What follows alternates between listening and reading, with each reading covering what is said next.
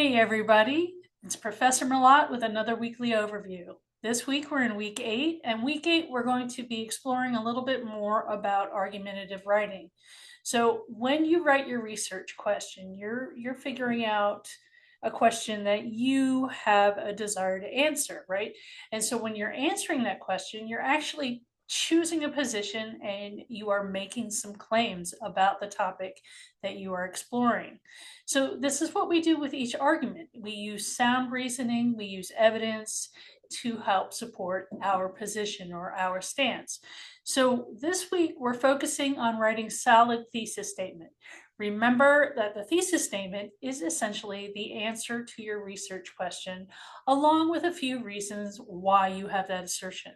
So the other things that you'll be doing is working on a working title for your paper, as well as fleshing out an introduction and that working thesis statement.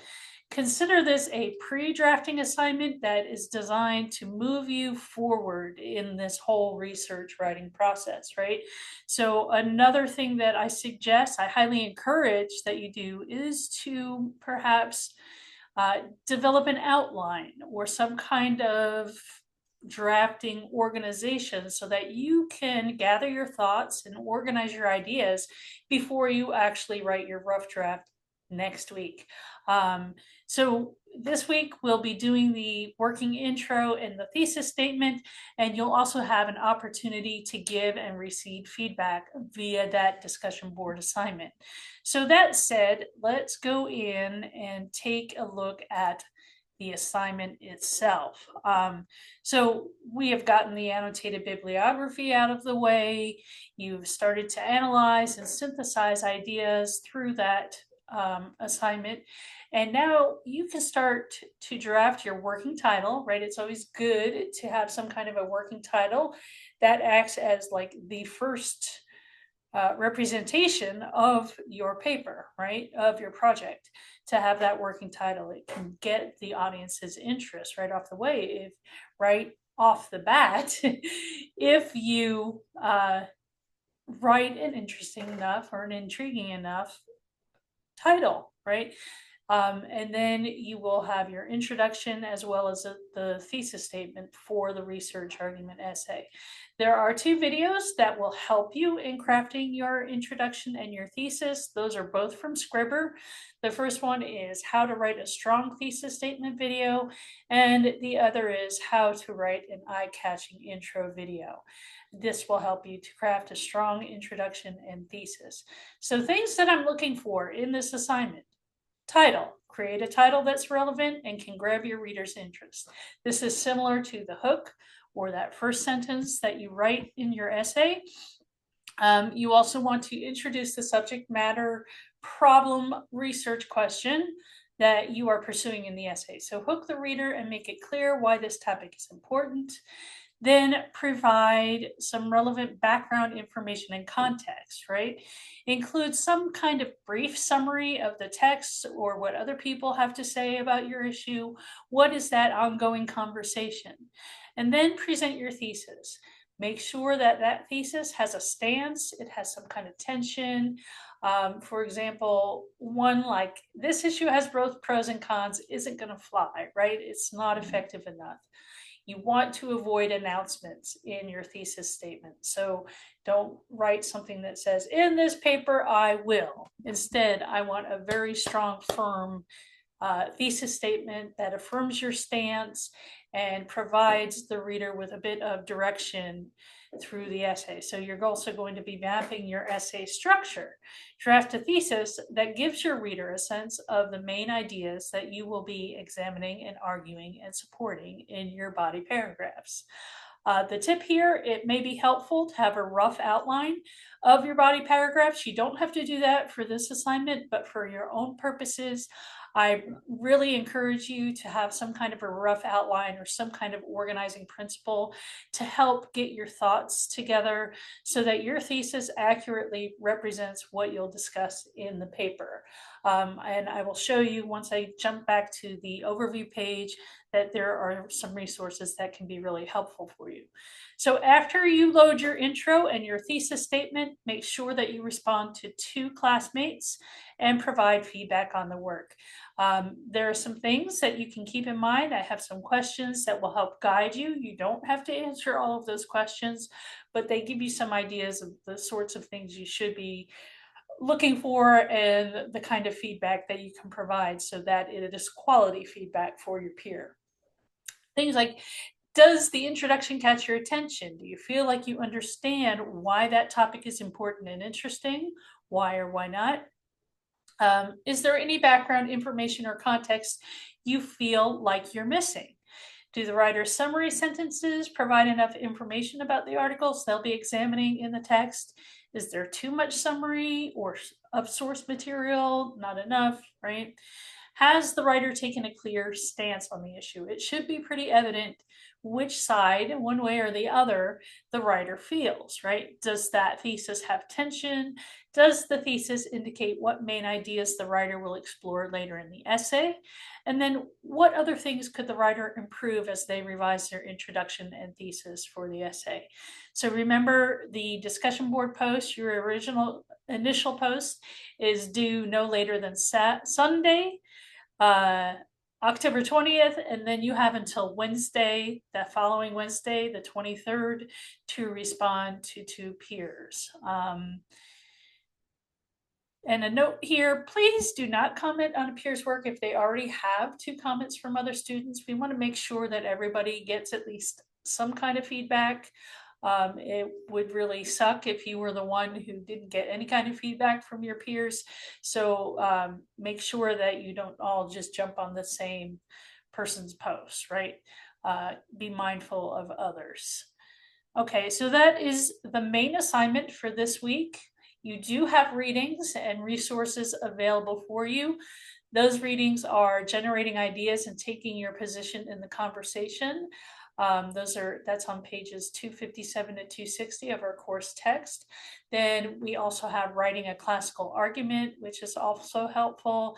And lastly, nutshell your argument and visualize its structure. So this will help with organization and that kind of thing.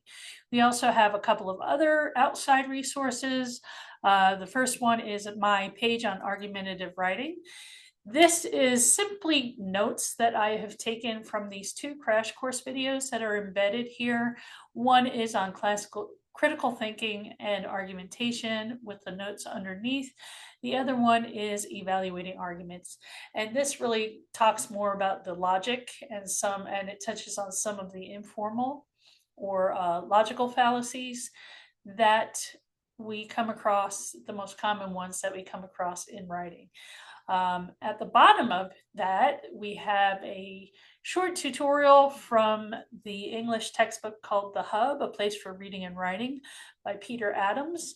And in order to be effective, an argument should meet the following criteria. It should take a position, provide support for that position, provide necessary background information, and respond to opposing arguments. And we'll be talking more in the coming weeks about counter arguments and why those are important.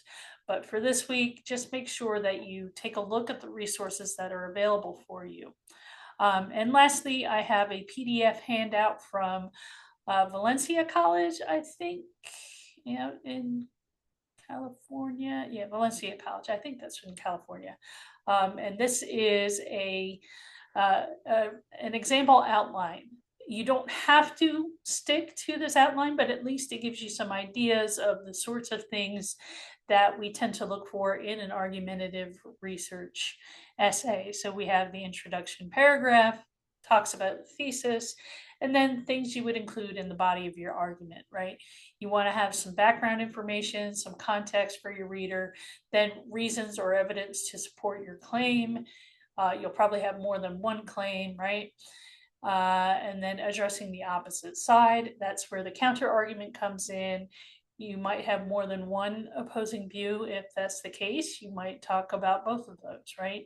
And then, of course, the conclusions. So take a look at this resource. I think it's handy for helping students to organize their ideas when they are writing a longer paper, especially an argumentative paper. Oops, sorry about that. So here we are back at our overview page.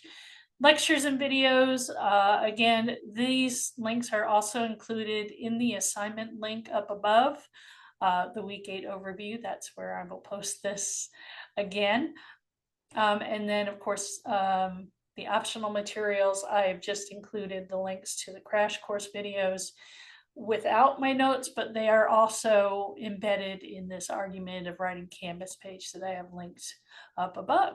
That is it for this week. If you have any questions or concerns, you know how to get in touch with me.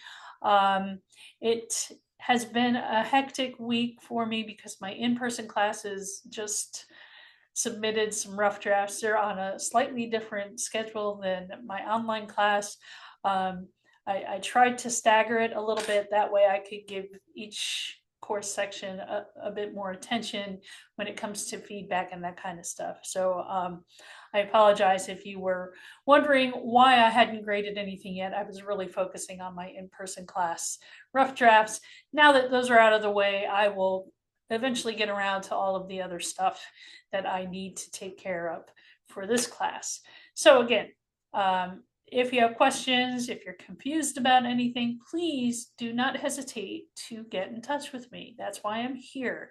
Even though I'm busy on Mondays and Wednesdays, I am still available for consultations. You know, it can be over Zoom or it can be through email. I know several of you have reached out via email before, and I think that's fantastic. When you are confused about something, you just ask questions, right? In my book, there are no stupid questions, right? The only stupid question is the one that isn't asked. So if you're confused about anything or you just want to clarify something, feel free to reach out to me. I'm not going to think that you're stupid for doing so, right? I think, in fact, any effort that you put forth to improve and to understand the material really makes you look good in my eyes, right? So because it tells me that you're trying your best and that you're caring about how you do in this class, and that matters a lot. Okay, take care, everybody. Have a fantastic week. I hope you enjoy the beautiful fall weather that we've been having recently up here in the Ohio Valley. I think everybody is pretty much located in and around Cincinnati. If you are one of those outliers who live in a different area, I hope you're having fantastic weather there as well, right? Hopefully nobody here has been in an area where you're affected by the hurricanes that have been coming through. Okay, enough rambling. I will say adieu. Bye-bye.